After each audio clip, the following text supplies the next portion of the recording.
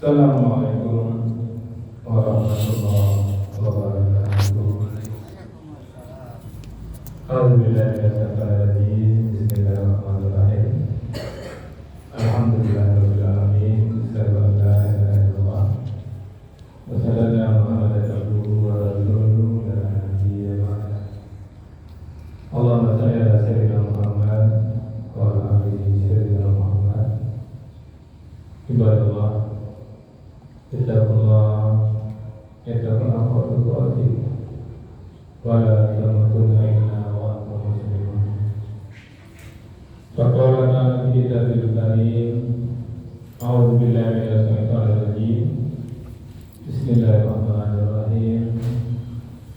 Alif lam mim, dzalikal kitabu la raiba fihi hudan lil muttaqin. Sallallahu alaihi. Bapak Ibu yang telah kami muliakan, alhamdulillah bersyukur kita kepada Allah kembali dengan izin dan rahmat Allah. Allah hadirkan kita di masjid ini.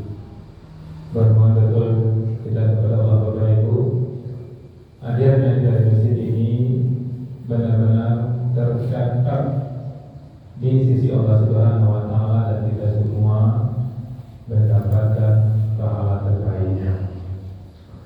Bermohon kepada Allah Bapak Ibu, kiranya setiap detik yang kita lewati benar-benar bernilai ibadah, dan bermohon betul kita kepada Allah, kiranya hidayah Allah selalu menyertai hidup kita sampai kita tinggalkan dunia ini.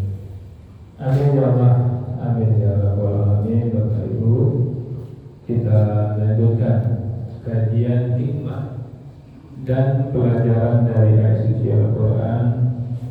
Sekarang kita masuk surah Al-Baqarah ayat 70. Bisa kita ambil temanya, ketika hati membantah, petunjuk menjadi tidak terlihat. Ini masih sambungan dari ayat sebelumnya tentang penyembelihan sapi betina. Qul ud'u lana rabbaka yubayyin lana ma hiya. Mereka berkata kepada Musa, mohonkanlah untuk kami Rabbaka, kepada Tuhanmu, agar dia menjelaskan kepada kami tentang sapi betina itu. Innal baqarata tasabara alaina, karena sesungguhnya sapi itu belum jelas bagi kami. Wa inna insya Allah la muhtadun, dan sesungguhnya jika Allah menghendaki niscaya kami mendapat petunjuk. Bapak Ibu yang kami muliakan, ayat sebelumnya seperti kami katakan kemarin 67-69 rangkaian perintah Allah kepada Bani Israel untuk menyembelih sapi. Namun mereka terus bertanya dengan maksud menunda dan menentang.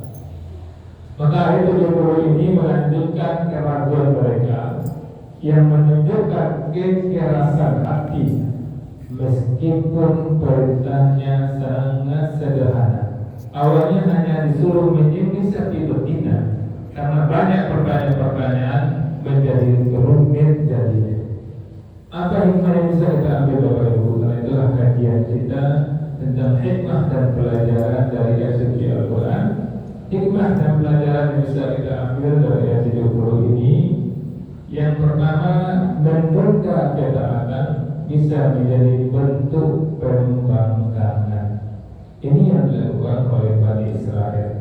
Maka jangan sampai kita termasuk orang yang menunda ketaatan. Kapan kita mau berzakat? Tunggu dulu, kumpulkan uang lebih banyak lagi. Kapan kita mau berhaji? Tunggu dulu, sudah 40 ke atas, 50 ke atas. Kapan mau berkorban? Tunggu dulu, kira-kira 50 ke atas.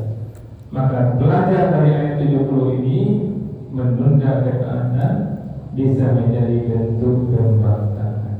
Maka jangan pernah kita menunda-nunda ketaatan, karena kita tidak tahu kapan jadwal kematian kita.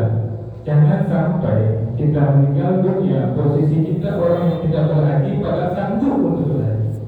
Jangan sampai kita meninggal dunia posisi kita orang yang berkorban tapi kita tidak berkorban padahal tidak sanggup untuk berkorban.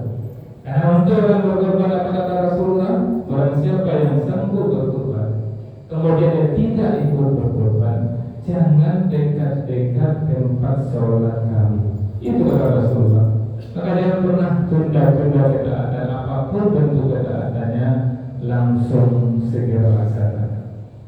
Kemudian yang kedua, hikmah yang bisa kita ambil dari pelajaran sapi betina ini, semakin banyak menunda, semakin sulit untuk menjalankannya. Maka jangan pernah kita menunda-nunda Bapak Ibu. Seperti ibu misalnya menunda mengganti puasa, tunda, akhirnya berjemput-jemput sehingga tidak sanggup lagi untuk melakukannya. Maka jangan pernah menunda Bapak Ibu. Habis hari selesai. Maka ulama mengatakan kepada kita Bapak Ibu agar kita maksimal, karena memang suatu akan butuh takwa seoptimalnya. Takwa itu sekuat tenaga kamu untuk melakukan takwa. Maka setiap hari itu kita ucapkan dalam diri kita maksimal di hari itu. Karena kita sendiri Bapak Ibu hari itu hari kematian kita sering katakan di sini. Sekarang hari Rabu kita maksimalkan. Zuhur kita di masjid, asar nanti juga di masjid, maghrib juga di masjid. Maksimal kita Bapak Ibu. Kemudian kita pastikan kita baca Al-Quran. Kenapa tidak bisa berbeda? Sehingga kita pastikan setiap hari. Setiap kita posisi kita sedang tidak maupun tetap paksakan diri kita ke masjid. Seperti kami katakan kadang iman itu naik, kadang-kadang turun. Pastikan Bapak Ibu selevel rendah iman kita masih mampu kita telah berjamaah di masjid, masih mampu kita baca Quran minimal setengah juz, masih mampu kita beribadah untuk 1000 sehari. Itu level terendah. Dan turun iman waktu itu level terendahnya. Kalau itu kita kerjakan Bapak Ibu, kapanpun Allah panggil kita level iman terendah pun kita masih selamat. Kemudian yang ketiga yang bisa kita ambil, petunjuk hanya datang bagi yang sungguh-sungguh ingin mendapatkannya. Maka ketika mereka dikatakan tunjukkanlah kepada kami, tanyalah kepada Tuhanmu Nabi Musa, maka kami insya Allah disebutkan insya Allah di sini akan mendapatkannya.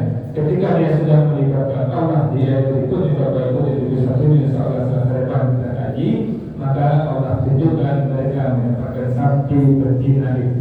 Maka pastikan Bapak Ibu kita bersungguh-sungguh dengan petunjuk Allah.